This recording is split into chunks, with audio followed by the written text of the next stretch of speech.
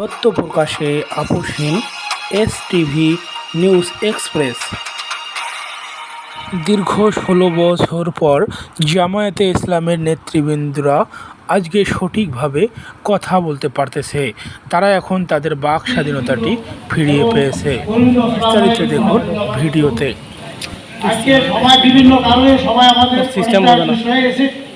আমাদের মিডিয়ার সামনে ওনাদের বক্তব্য শোনার আমাদের একান্ত কর্তব্য, যেহেতু আমরা দীর্ঘদিন ধরে আমাদের বক্তব্য দিয়ে আসছি, 40-45 বছর ধরে এখনো চলছে অবিরাম গতিতে। বাংলাদেশ জামায়াত ইসলামী এবং ইসলামী ছাত্র শিবির একটা সহনশীল মানে সহ্য অত্যাধিক বেশি, যার কারণে আপনারা দেখছেন দীর্ঘ 16 বছর আমরা বলা যায় বাড়িতে ছিলাম না, কঠিন অবস্থার মধ্যে ছিলাম। কেসটা আমাদের লাগাই আছে, তারপরেও আমরা এখন এমন একটা দুর্দান্ত সাহস এবং শক্তি হিম্মত দিয়ে আল্লাহর উপর ভরসা করে আমরা খুবকে অগ্রসর হচ্ছি।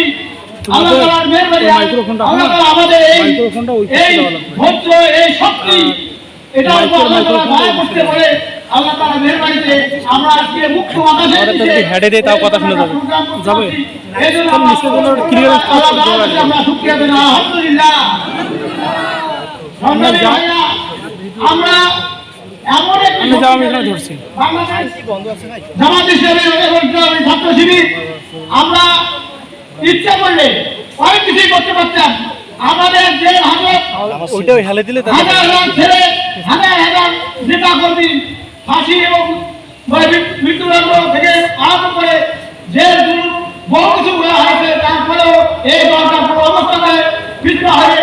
আল্লাহ তাআলার মেহেরবানি, আল্লাহ তাআলার মেহেরবানি আপনাদের সঙ্গে থাকে। আমাদের এখন ছবিটার ক্লিয়ারেন্স আসতেছে। আমাদের এটা তো পেস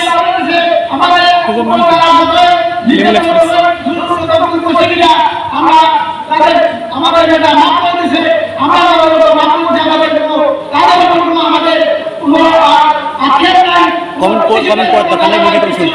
আমরা